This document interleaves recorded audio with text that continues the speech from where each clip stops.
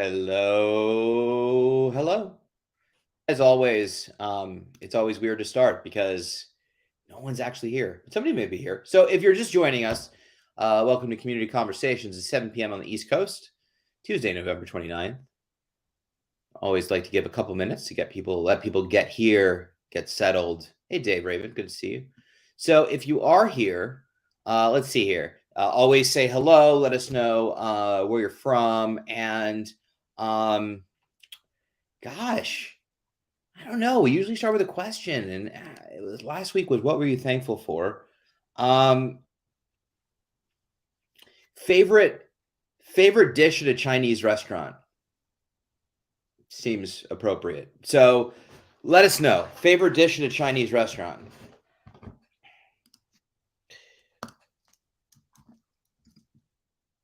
Selwyn, that's been a minute. How are you, sir? Hey, Margie. Yeah, if you're just joining us, we'll get started in probably just over a minute. So just say hello. Let us know you're here, uh, where you're from, and your favorite dish at a Chinese restaurant. That seems appropriate.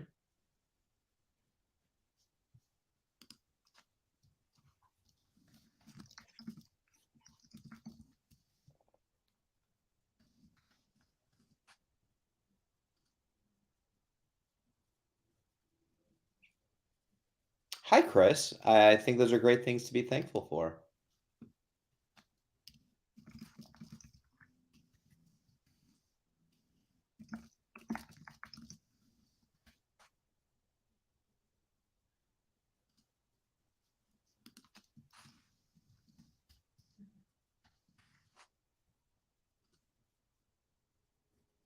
Hello, hello. Well, yeah, see, sesame or General Tso's chicken is like the go-to. I think it's always delicious. It puts nutrition in question because I always feel like, oh, I could go much healthier.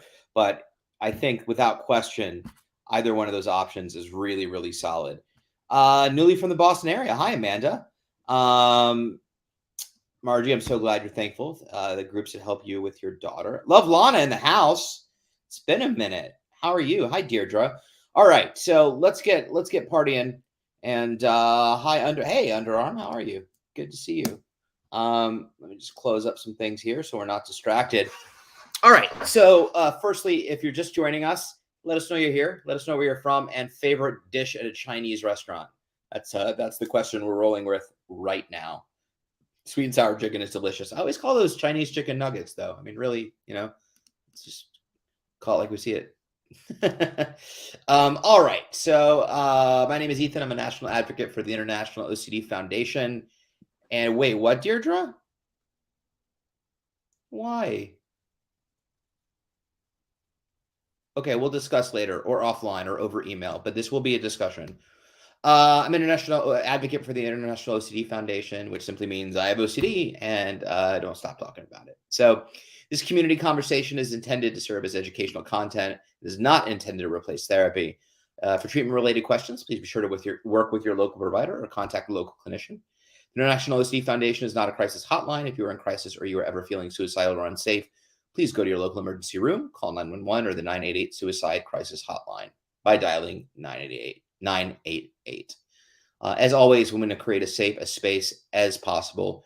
Keep in mind that this is broadcast across multiple social media channels, so let's be respectful and kind and support one another as always, and just be mindful as you divulge and ask questions around your personal experiences and or stories.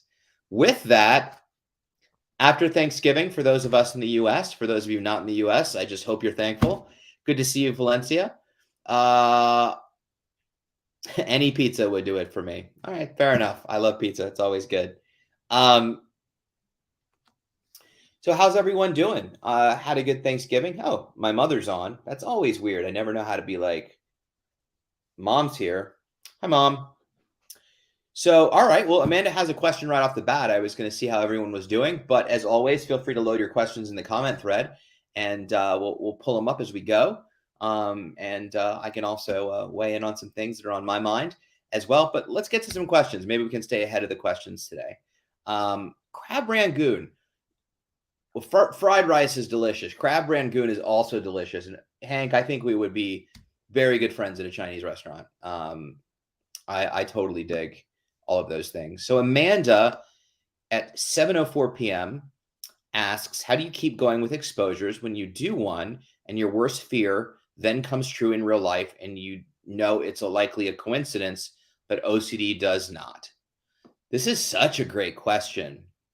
So there's a famous story, and hopefully Dr. Grayson isn't on because he tells it and typically doesn't like me to tell it, but I'm gonna tell it anyway. There's a famous story that he tells about a patient that he had. This particular patient was deathly afraid of killing someone by merely thinking of them, and so they had set some rules, and they had decided that they were going to seek out through exposure and response prevention, which is exposures, the ERP, and I can explain more what that is later if you have questions. That she was going to go out to seek to kill and take out 3 people with her mind. So they named the 3 people, and the first person, the most important person to her, was her father. And so they started to focus on the thoughts around killing her father with her thoughts. And her father dropped dead of a heart attack 2 days later. So I don't know your exact circumstances, Amanda, but seems pretty extreme, right? And Dr. Grayson's response was seems harsh, but it's true, which was, you got 2 more to kill. I'm sure there was a lot more compassion and for the situation, but the point he was saying was there may be coincidences, but we laid out a game plan. Let's see it through. And I can't imagine having gone through that and kind of coming back to the table. I'm glad no one died. That's great. But she came back to therapy after, going through what she needed to and taking time and space. And, to this day, she has not killed 2 other people. So we kind of live with that uncertainty. That's a really extreme version of kind of what we're talking about. The reality is this. So the reality is exposures aren't meant to prove whether something may or may not happen. It's not to prove every time you do it, oh, my biggest fear didn't happen. It's not about that. It's really just about the ability to sit with the discomfort and the uncertainty around whether your fear may or may not happen, right? And as you do that, and as you truly lean into that fear and discomfort and those emotions, they become less important. And eventually, because the compulsions have stopped, the obsessions will stop. That doesn't mean, though, that those fears or concerns or things won't happen. I wrote a blog article in 2015 or 16 called Death by Coleslaw. And Death by Coleslaw, one of my favorite works, was I was eating coleslaw and I thought it tasted funky. And I was like, no, because my OCD revolves around expiration around food. And is it bad or will I get food poisoning? And I was like, you know what? I'm not going to let OCD win. It's OCD. It's what it is, whatever. And it is. And I had food poisoning that night from coleslaw that was bad. So then I asked myself, would I have done things differently? It wasn't a case where the coleslaw was so terrible that I was just ignoring the obvious signs. It wasn't black and tasted like sewage. It was just tasted a hint off, but so do my taste buds. So it was questionable. And although I wanted to say, OCD was right, it was going to protect me, the reality of it is that there is coincidence. And at the end of the day, would I have changed my decision? And although the evening wasn't pleasant, I will tell you that my life prior to treatment was way less pleasant than that evening. And so we're not really talking about what if the fear comes true, OCD really latching onto that. We're really talking about, are we willing to continue to live with discomfort, even if whatever that fear or circumstance happens, right? Because ultimately we don't want OCD to win. So what did your life look like prior to engaging in treatment? What does it look like now? What are your goals? What are you missing out on? What are you losing? And remembering that. So even if you do get that food poisoning or catch that cold or you did send an error in an email that somebody called you out on, whatever it is, maybe your OCD was or wasn't, but I can tell you that the times your OCD will be right are far and few between. And coincidence is a powerful thing. But at the end of the day, what's the value-driven life that you want to live? I would rather personally take the chance. Maybe it'll come true, maybe it won't. I don't know. But I would rather take the chance and then go for it, and then keep living my life. To be fair, Selwyn just wrote at the bottom, Ethan, you tasted the coleslaw, it tasted odd, then you kept eating it. I have weird taste buds. I don't know if it's medication, but a lot of food tastes odd to me. Sometimes it tastes great and sometimes it tastes odd. So I've sort of just kind of learned, like, I don't know, most of the time there's things that taste weird. That's why I prefaced by saying it wasn't overtly spoiled. Obviously, I've taken a bite of stuff and it's tasted horrendous and I don't continue to eat it ignoring my own logic and discernment of whether, something is safe or not. But the example in that case was like, was OCD protecting me? Was it right? Was it wrong? And frankly, it just doesn't matter, is the gist of it, So hopefully that was helpful. So you keep going with exposures because you want to get your life back. You want to live into the uncertainty. You want to live value driven. So, and you also recognize objectively at times that it was a coincidence and things can happen. And the OCD will use that as ammo against you to really make a convincing argument that you should listen to it and perform these compulsions. But where has that gotten you so far? So I would take that into consideration. Think about where you've come from, where you want to go, and hopefully continuing your exposures and response prevention and your other modalities of treatment and therapy is the choice that you want to make moving forward. Chris at 706 wrote, what do you do when OCD makes you feel like a terrible person because of false memories and real event obsessions? Also, when I don't engage in the obsessions, I feel like I'm hiding something. It's tiring. Yeah, for sure, Chris. So for those of you that, may not be sure, real event obsessions are obsessions around things that actually happened in life that typically have a moral component to them, where you perceive yourself as a bad person or judge yourself in some way for whatever the event happened, right? And the fact that you really did it, OCD really uses that to its advantage to argue this idea that, well, you are that thing because it really happened, and so we have to atone for that, or we can't do that ever again, or how do we confess and be a good person, and so forth and so on. False memories are memories that of events that actually never happened. And there's some interesting articles on false memories and things like that. But essentially, they differ from intrusive thoughts in the sense that they feel like and seem like they're actual memories as opposed to images and thoughts. So you might remember something that never happened to begin with. And but it's the way Katie talks about false memories a lot, my fiance, and talks about her false memories around accidentally hurting people and remembering she was at this place that she was never at, and all of that thing. All of those things can be really challenging to deal with and really tiring. So what do you do? As I always say, I'm not a clinician, so always want to seek the guidance of a professional and a provider and a clinician to start out. But just like anything with treatment and exposure and response prevention is, and I tell Katie the same thing, it's the willingness to feel like you're a terrible person while you do value-driven things, right? And to your point, also, when you're right, I don't engage in the obsessions. I feel like I'm hiding something. I also feel irresponsible when I don't engage in the compulsions or obsessions, right? I feel irresponsible because I'm not paying attention to something that could be dangerous or I should be paying attention to. So that sense of hiding, that sense of guilt, that sense of shame, all of that is very, very common, Chris, when it comes to false memories and real event obsessions and things like that. So you're definitely not alone. But what we have to do is be willing to be that horrible person, whether that's true or not, especially around real event. The reality of it is you can't go back and change things. So what do you have control over? Well, you have control over your focus and your actions moving forward, right? And you don't necessarily have control. You don't have control of your thoughts, and you don't have control over your feelings. So are you willing to feel like a terrible person, understanding that it's probably OCD, and move forward with your life in a value-driven way?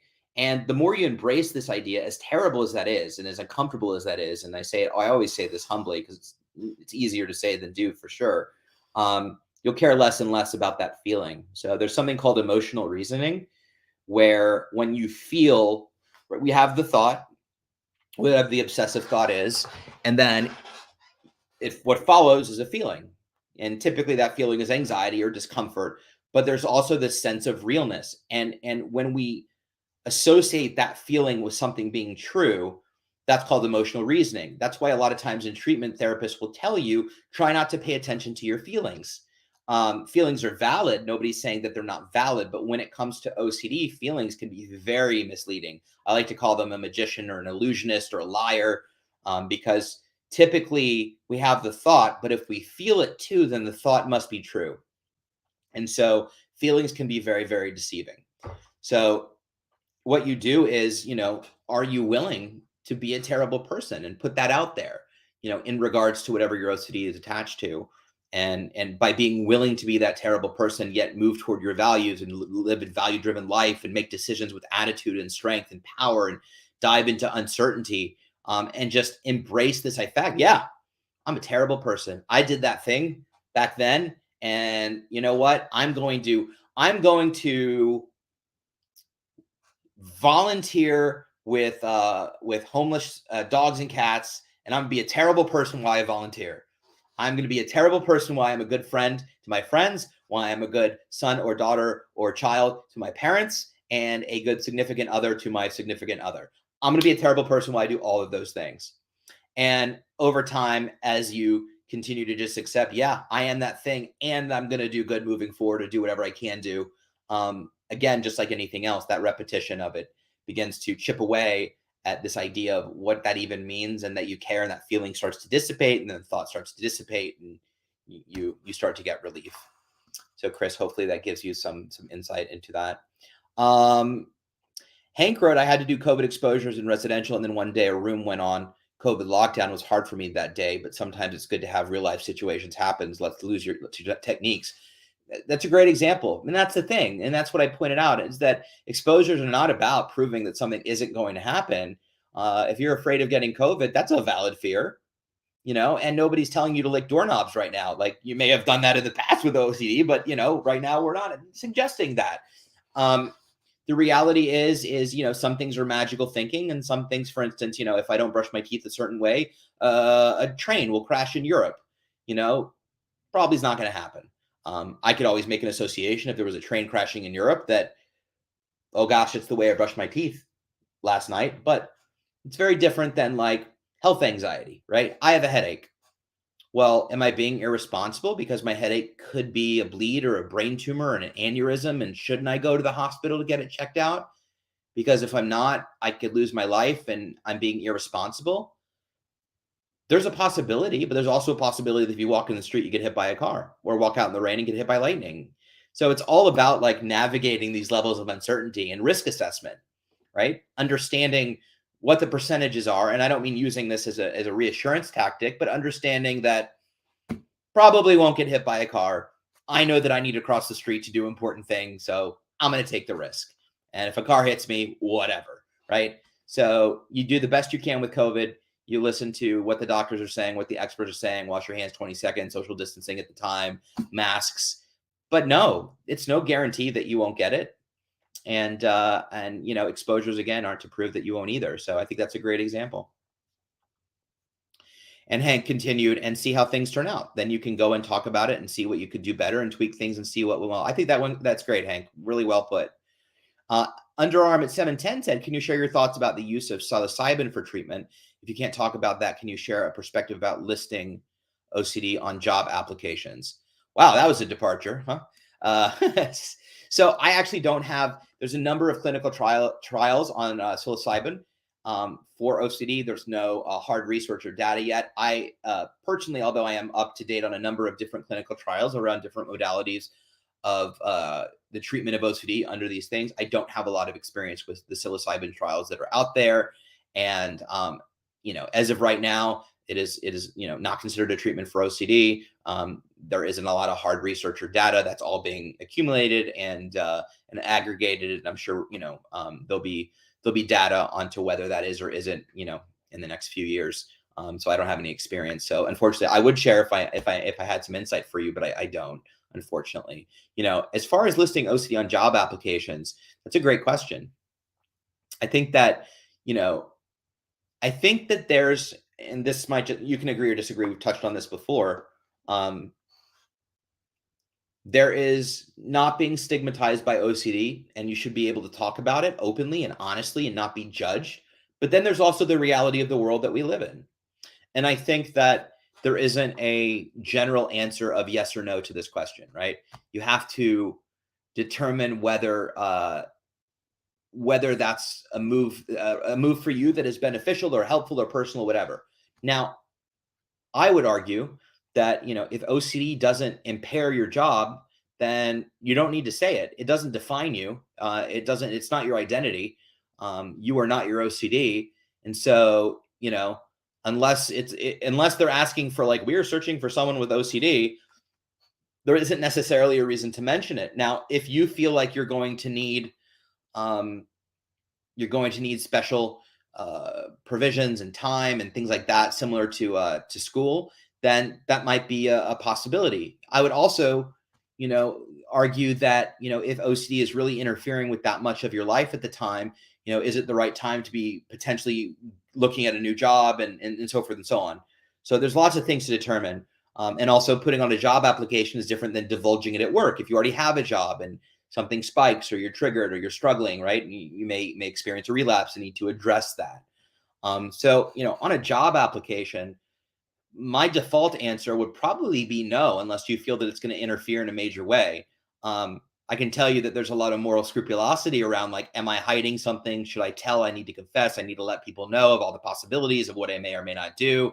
You don't owe anybody an explanation of anything other than, are you good at your job? Can you do this job really well? Are you the right person for this job? If OCD doesn't answer that question, you probably don't need to put it on an application, right?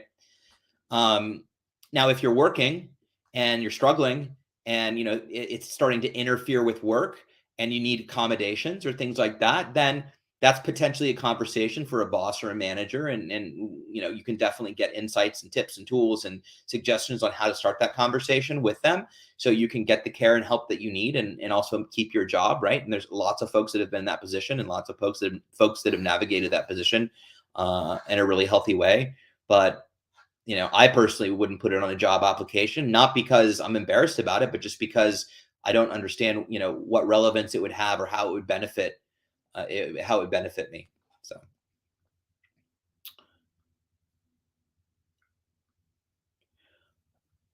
okay. Hank wrote, did the question stop? The questions never stop. How did I get to the bottom already? Um, Well, keep asking questions. No, I got stories. I have stories. Hank wrote, I was honest in my interview and told them what I was dealing with, helped set up workarounds up front. I felt like I didn't want to say something and then have something pop up down the line. And that's why I said there's not a blanket answer. I think that's very valid. And at the end of the day, it's personal. Also, a job application and interview is different, right? Um, so I think it depends where you are in your journey. I think it depends um, how the OCD is impacting your life. If you truly feel it will impact your job, or your ability to work the job, and if those are the cases, then that may be something you feel you need to bring up. But you know, I really subscribe to this idea that if you're in a place of maintenance or management or getting there or working on your OCD, that it is not, and even if you're not, it doesn't define you. It's not who you are, and it doesn't. Um, it's not a it's not necessarily a pertinent information. For instance, um let's say you're in a place of maintenance and management, you're done with residential and you're feeling better, you have OCD, it still kicks up, but you do that, right? Well, if you had cancer and you just finished treatment and you weren't sure if it was going to come back or not, is that something you necessarily put on your application? Or if you're a cancer survivor, or do you have, hey Laura, okay, I see some comments now. I don't know if they disappeared from me. I didn't see your question, Margie, on Morph. Um, I can look back, but if I didn't answer your question, if you wouldn't mind re-putting it in the chat, I'll get to it. I apologize. I don't know why I didn't see some of the questions. But yeah, I mean, is the fact that I'm a diabetic? I'm not, but I'm saying, is that fact pertinent to getting a job? Do they need to know that? Does it impact the job in some way? If I'm a taste tester for desserts, they should probably know that. If I have MS and I'm choosing to do something physical. Situations where it may impact your work, then you should absolutely have that conversation. And I think you know, um, Hank in that moment, that was right for them. And I think that was the right decision for Hank at that moment. So I think, they did the right thing 100%. So in terms for you, you just have to decide for yourself. But I think out of the gate, right, on an application, I generally don't see a need for it. And if it's coming from a place of, just let's be candid and honest for a second. If it's coming from a place of, what if the OC, like if it starts with what if, let's ask ourselves if it's an OCD reason to begin with. We don't want to divulge for an OCD reason. In other words, what if my OCD gets worse again and I mess up my job? Which is a valid fear. You don't need OCD to be worried that you're going to screw up your job, right? But that is not a reason to tell them that you have OCD. That is a fear and that is a concern and it's valid. But, we don't want to protect against uncertainty. So in that moment, we'd be like, yeah, maybe it will. I'll deal with it when it comes to that. Now, if I know I'm spending a lot of time on this, but it's an important topic. I have a friend that, is really impacted by OCD and other diagnoses and can only work 4 hours a week and, applied for a job that wanted her for more hours and was honest. Said, this is what I'm going through. These are the hours that I can work and this is what I can do. And they were great. And then she got the job. But I would think about the other piece of that. And I'm glad I circled back around, is think about why why you want to divulge that information, and what you're satisfying. What is the purpose? What do you want to get out of it? If it's to, have your butt covered in case, you're in a good place now, but if something happens, then probably not a good idea. But if it's a reason that is valid and you feel is necessary, to keep an honest and communicative relationship moving forward, then yeah. But it's a personal decision, so you can always feel it out. Oh, I see your question, Marjorie.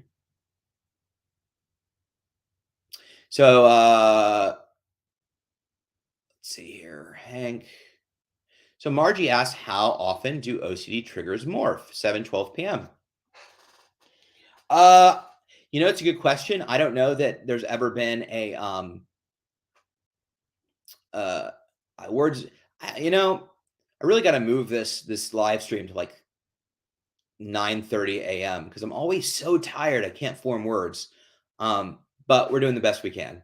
So, there hasn't been a study that I know of that has looked at how many times it morphs. I mean, I think it can morph as there's no that I know of, there's no candid answer, honestly. I think that for some folks it morphs all the time, and for other folks it can be years before themes morph.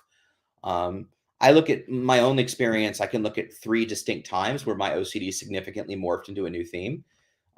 Childhood was very much around checking and counting and very physical compulsions.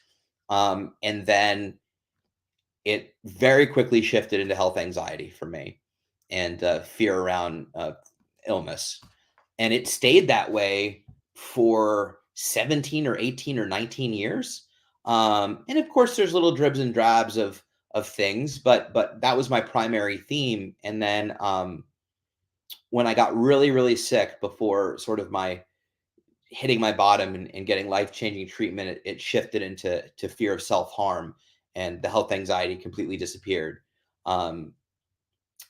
So I had 3 distinct major theme shifts in my journey.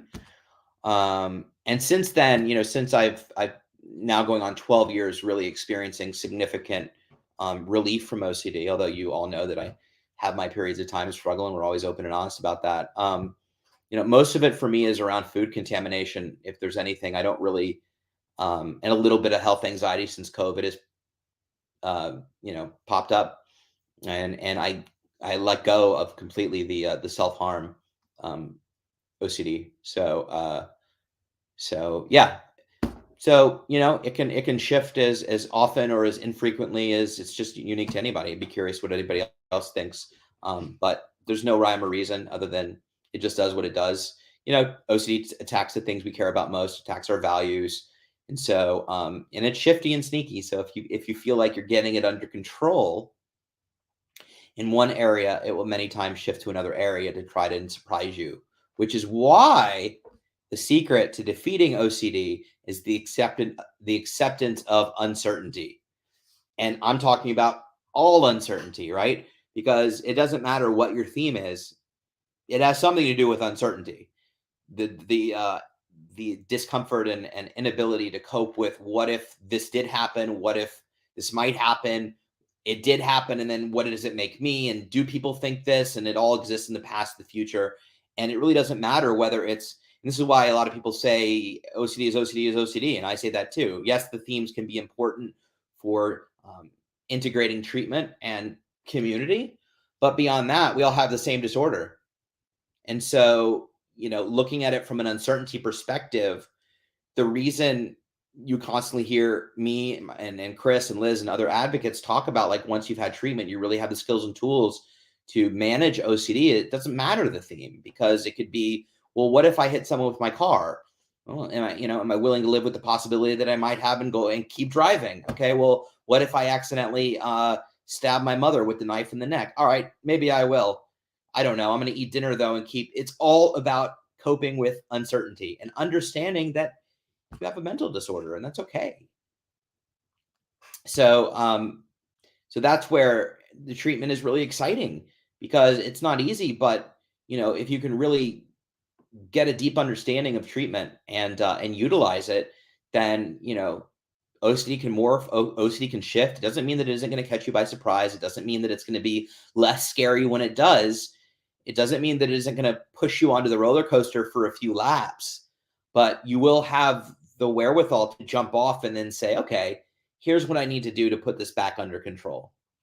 So I like to use the analogy of like a reverse Mad Lib. So we remember Mad Libs will be where we fill in the blanks, right? So I always envision this reverse Mad Lib where ERP is like written down and it's all the treatment and therapy. And then there's one blank in the middle of this massive paragraph and it says symptom, right? And you can insert any trigger, any theme, any symptom, any subtype that you want. This whole paragraph doesn't change, stays the same, but you can just keep replacing, pedophilia OCD with harm OCD, with more scrupulosity, with religious scrupulosity, with just right, with contamination, with emotional contamination. It doesn't matter.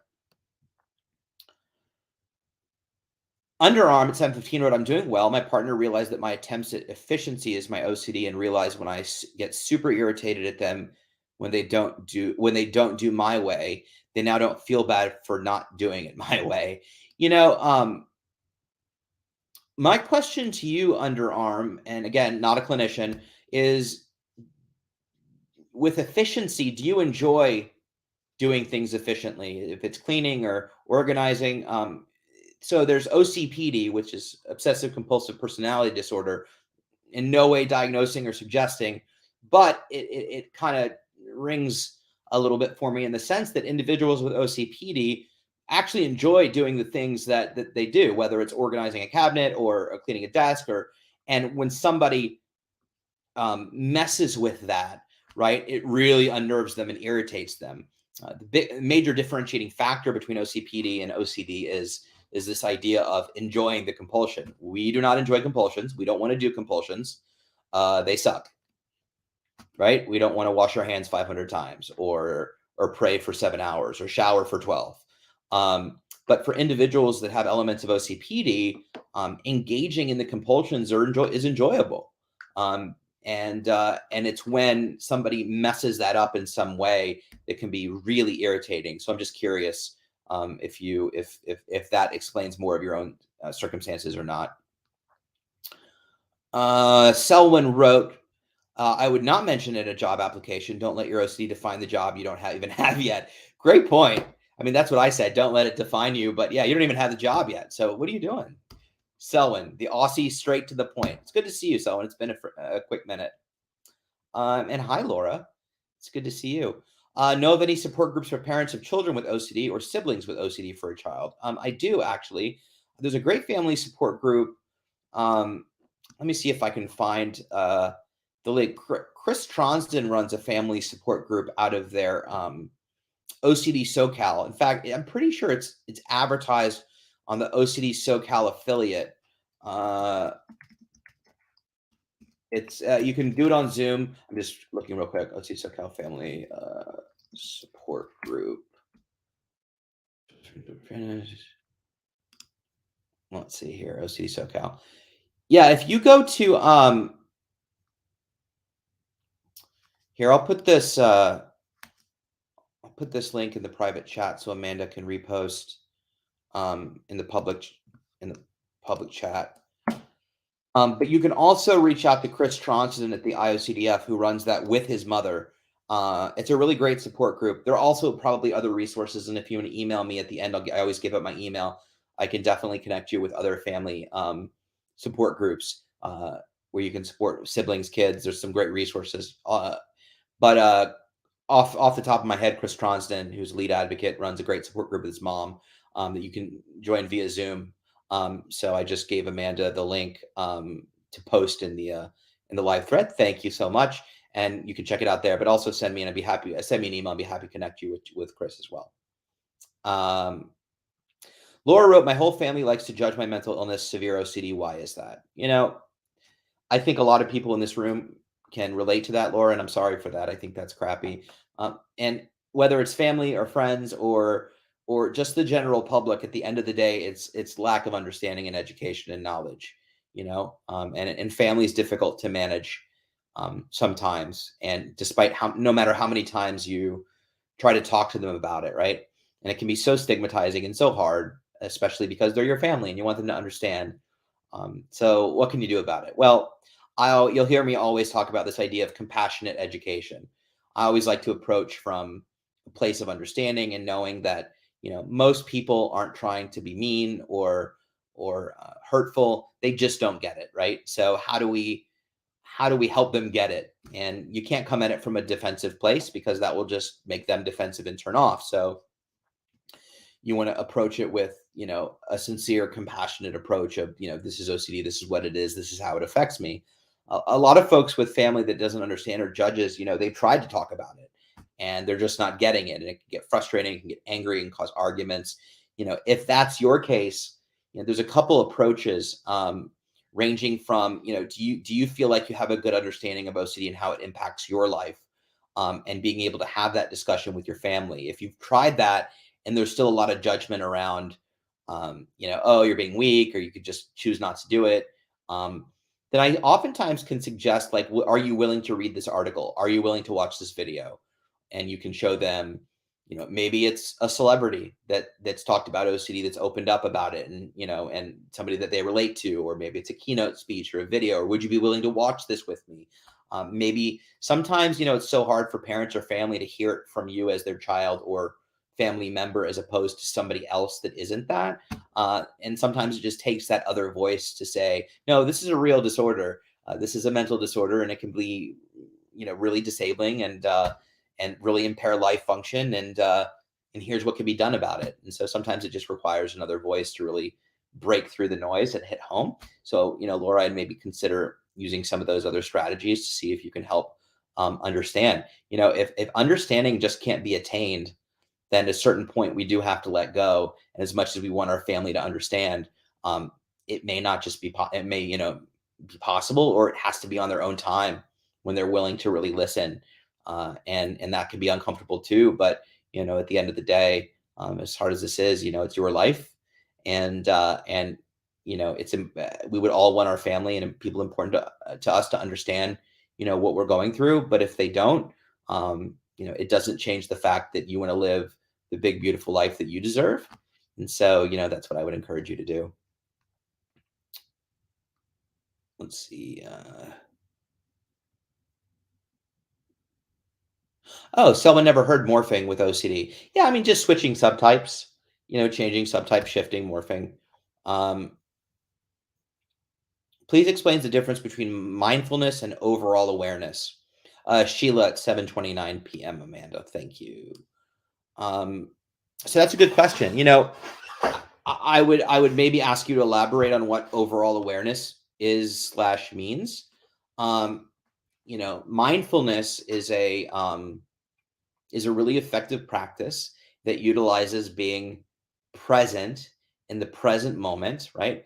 To ground yourself in a way that helps bring the brain back to the here and now and get out of this future or past place. So anxiety can only exist in the past or the present. The past or the future, right? What did I do or what am I going to do?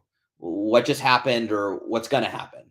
And so there's a number of mindfulness exercises and dialectical behavioral therapy and acceptance commitment therapy, for that matter, both utilize mindfulness practices.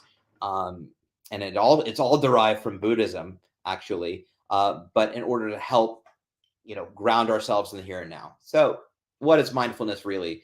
It's about being present. It is not about eliminating thought. It is not about eliminating fear or discomfort. It is not about it going out. It's simply being where you are in this moment to the best of your ability.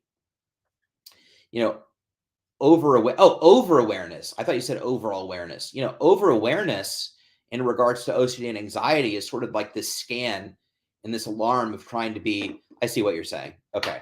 So yeah, over awareness is this idea of listening. If I understand you, Sheila, correctly, and feel free to correct me, but this fight or flight survival instinct of listening to that monster in the trees, or that saber-tooth tiger in the bushes that's about to attack, and I need to be aware of if that's going to happen or not, and make a call based on whether that's safe or not, right? Our amygdala, our fight or flight response, all of this stuff, all of anxiety is just based on our primal instincts of survival. Our brains are survival machines, right? So we're lizards, and sometimes our lizard brains get a little too,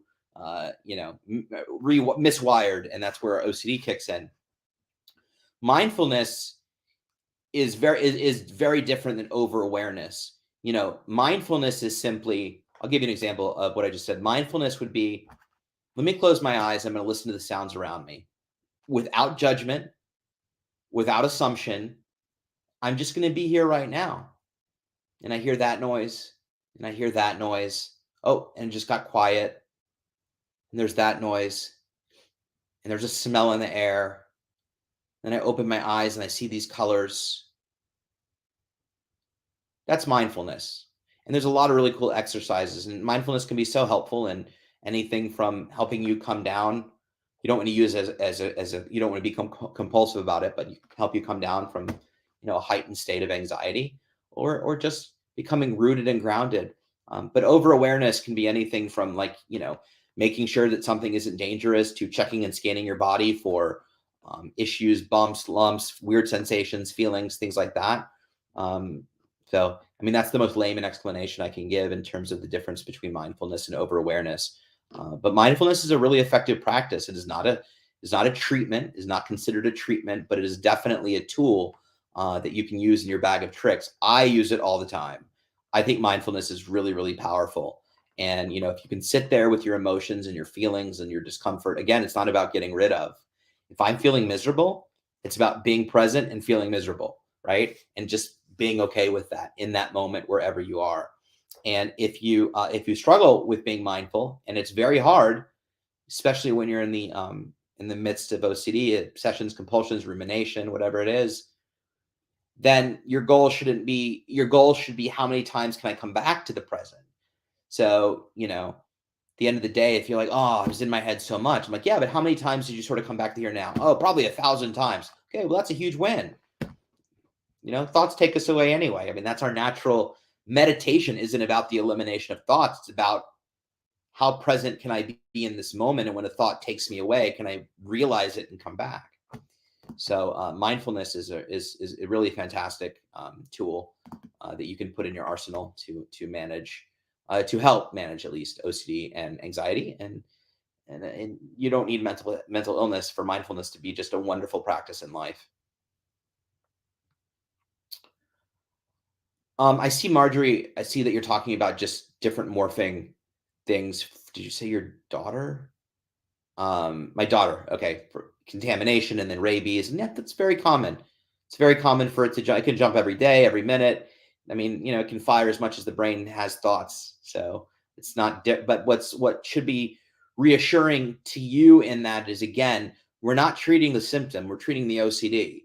So when we go to treatment providers and clinicians will typically use the primary symptom or subtype that you come in with. So if I come in with, I'm not going to touch anything because I'm going to get COVID, then that's what we are going to, well, not we, I'm not a clinician. I always say we, that's what they're going to use to teach you exposure and response prevention or acceptance commitment therapy and all those things. The most important thing you can learn, and I wish all therapists were as vigilant about this as explanation, understanding as possible, is they're not treating the symptom, they are treating your OCD. The symptom is simply a means by which to teach you these skills and tools. Because this is all about sitting with uncertainty, living with the doubt, sitting with discomfort, not compulsing, resisting the compulsions, moving forward, all of those things. And so once you learn it with whatever subtype or symptom you go in with, when you come out, a lot of folks, most folks, then their symptom morphs or shifts and they go, oh my God, I got to go back to therapy. Like, I don't know how to deal with this. I just learned how to live with, I can touch stuff now, but what if I get bit by an animal in the park and get rabies? I can't go to the park anymore. And the reality of it is like I said, insert symptom here, it's the same treatment. So there's a lot of optimism and hope in that, and it's important to realize that, we're not treating the symptoms, we're treating the OCD. We're just using the symptoms as a means to teach you the skills and tools. Delana, I hope I got that name. Deliana, hope I got that name right. Can you tell us what helped you the most for fear of self-harm? For sure. At 7:30 p.m. Sorry, Amanda. So what helped me the most was exactly what I've been saying, which is I know it can feel scary, just like so many other types of OCD. For me, it was like, well, how can I not pay attention to this? This is life or death, right? And everybody else's OCD seemed a lot easier because theirs didn't include like accidentally dying or being afraid that they were going to die. But it is the ability to sit with the possibility that whatever it is, you might do it. So for me, in my moment, I was afraid of hitting my head and having a bleed and dying. And when I finally decided at my worst to move forward, I hate when to move forward. It wasn't the thinking wasn't I'm not going to hit my head. I'm fine. The thinking was I am willing for the worst to happen. I don't want it to. I think it's OCD. I'm pretty sure it's OCD, but I'm going to let the possibility that I may hit my head really, really hard be there in order to move forward, right? And by letting that possibility, because OCD and compulsions are all about, I want certainty that this is not going to happen. I can't take it if it does. I won't be able to deal with it. So I'm going to lay in bed, tape my hands down, and make sure I don't move so I don't hit my head. So it really is, as with this subtype and any other subtype, it is the ability and willingness to let that biggest fear happen, right? We're not saying it's going to. We're just saying, are you willing to drop the rope that you think is giving you control over this thing?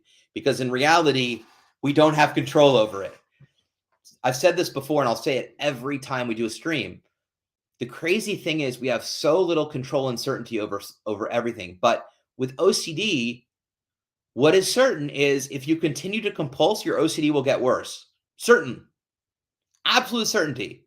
In this whole discussion of uncertainty, that is the paradox. If you give in to OCD, if you continue to compulse, then your OCD will get worse. That's just a fact. So you're taking a chance. You're trusting your experts in your life and your providers saying, listen, this is those. I genuinely thought I didn't want to hurt myself. I did not want to hurt myself. I was scared of dying. I didn't want to hurt myself, but I was totally convinced. My OCD had me totally convinced that I'm like, I'm going to do this. Like, I don't want to do this, but I'm going to do this, and you can't that doesn't even logically make sense. Like, you don't want to hurt yourself, but you're going to hurt yourself. Like, that doesn't even make sense logically. Right. So I had to just I had protected myself for so long from this thing that I was afraid that was going to happen. And in essence, I created the reality, right? I didn't give myself a brain bleed, but I was barely existing. I wasn't functioning. So what was the alternative? Well, it was to choose to let the possibility happen and move forward with my life. And so, whether it's self-harm or harm of others or any other subtypes that we've talked about, are you willing for the possibility of your fear to happen or be true? That's what you have to do. You have to be willing for it to be true or to happen. And if you're willing for that, you start moving forward, right? And again, it's not to prove that it won't happen, but more times than not, like 99% of the time, it's OCD.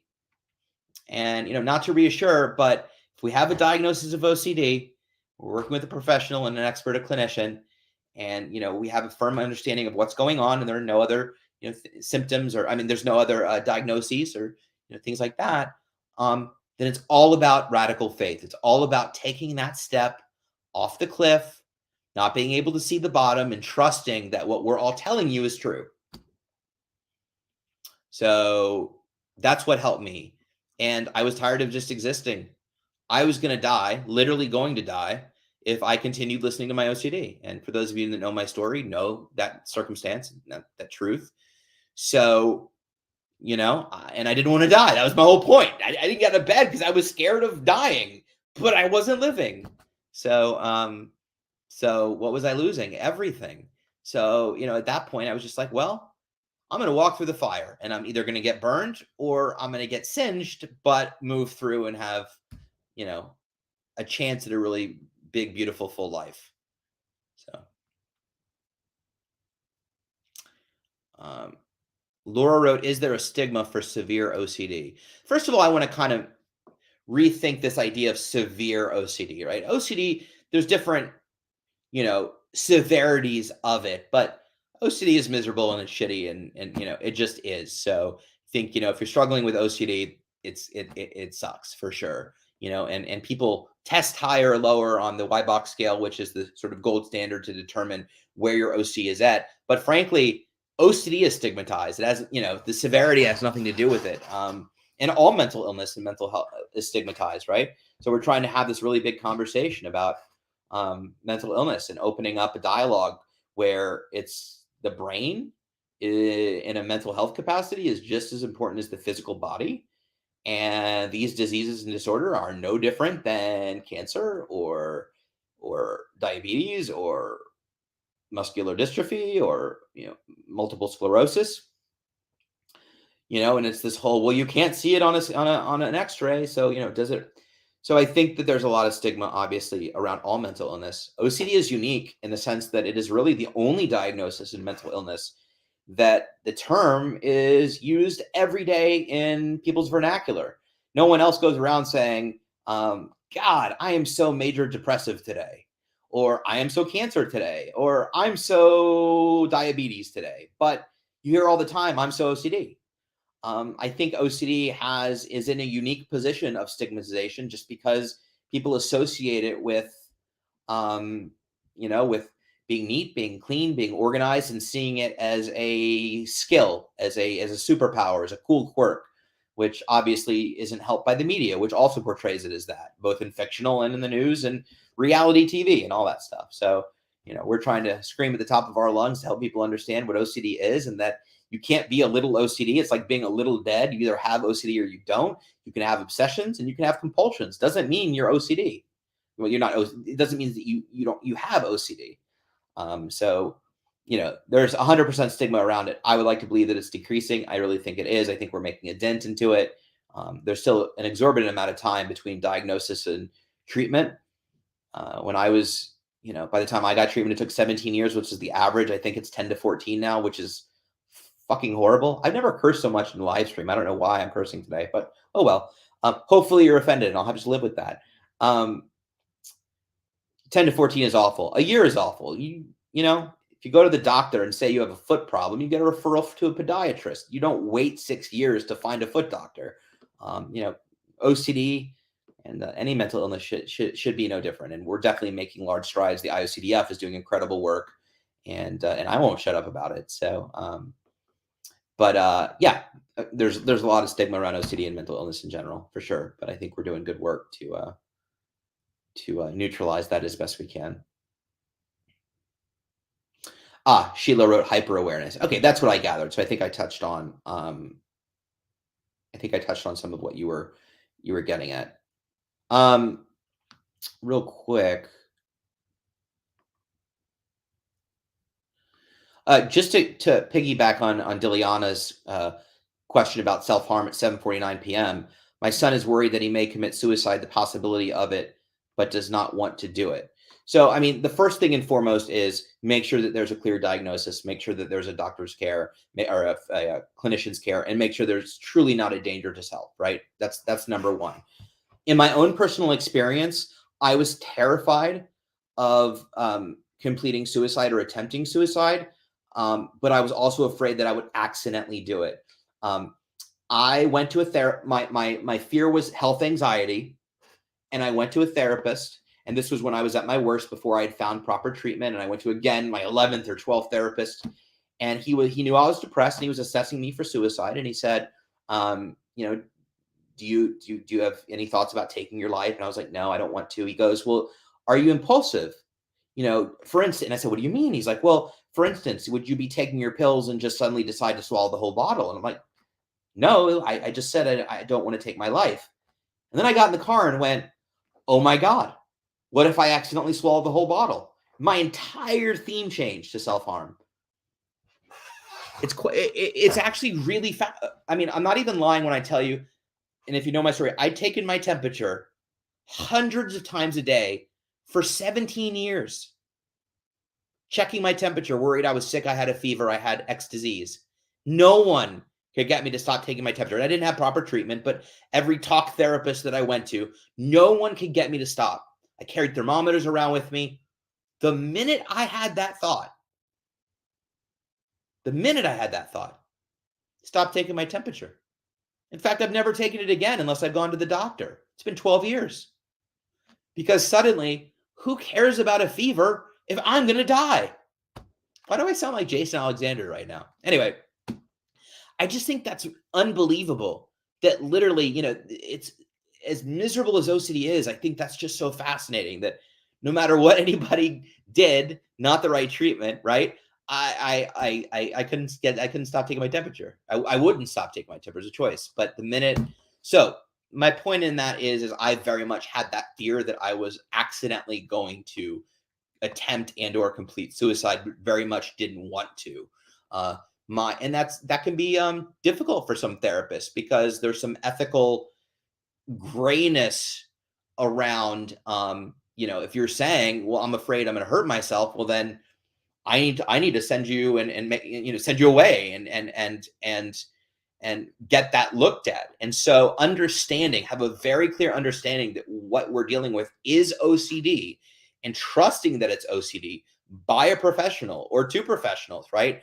Then you can treat it as OCD, which is just like any other thing. Yeah, I guess, you know, we're going to have to live with that possibility that you may go home and do that.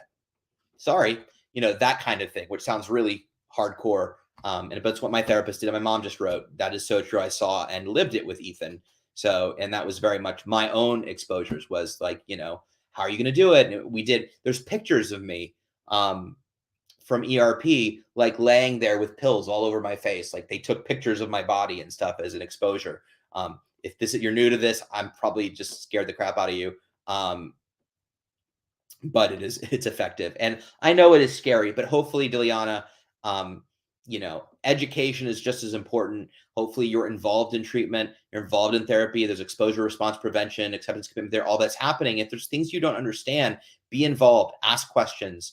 But the treatment in and of itself is scary, for sure, especially for a parent. But I was going to answer another question. I'm sorry, but this is important. There's a lot of parents on here. So number one,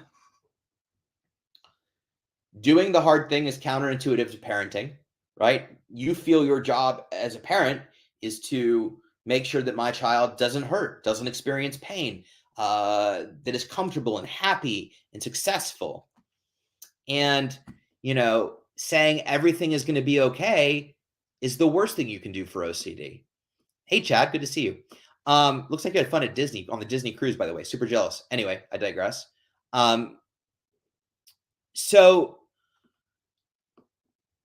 So when you're responding in a way that doesn't reassure, it doesn't enable the OCD is going to get really pissed and it's going to really seem like that you're hurting your child, right? Because they're crying or freaking out or scared out of their minds. When that's happening, what's really happening is the OCD is shrinking and you're actually helping your child. And it's so important for parents. And I say I'm not a parent yet, although I freak out when my cat looks hurt. But it's so important for parents to be able to separate the OCD from the child and you can express your love and affection by communicating, I love you.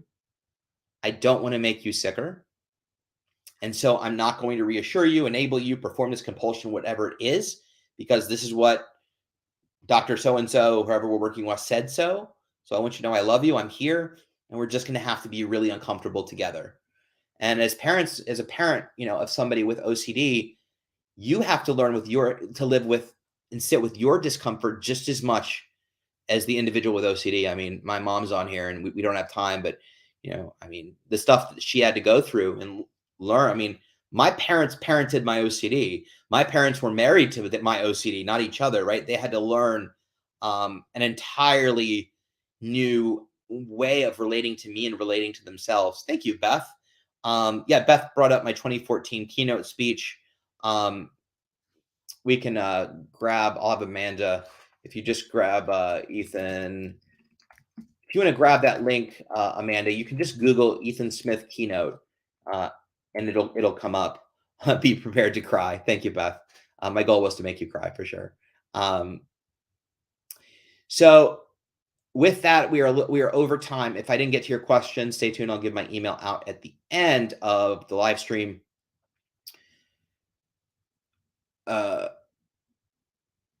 Sorry, I was just reading the comments. Hey, Deleuze, good to see you.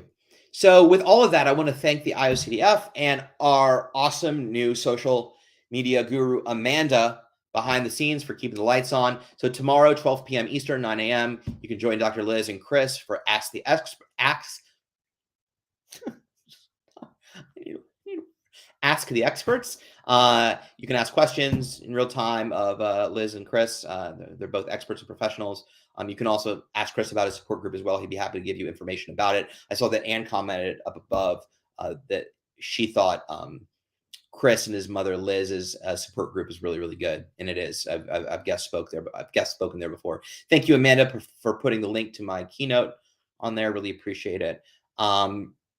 Also, it's Giving Tuesday. So if you haven't donated already, there's still time. You can visit the IOCDF website at iocdf.com and make a donation. Of course, you are by no means required. We will be here every week supporting, but it goes a long way. Everything from research to being able to scholarship, conferences, online, in person, and everything in between. Finally, the live stream is one of many. You can subscribe and follow on all social media channels to be notified when we go live. Facebook, Twitch, YouTube. I think there's some other ones. And yes, all of those things. Finally, if you need resources or have questions, you can also always visit, as I said, iocdf.org.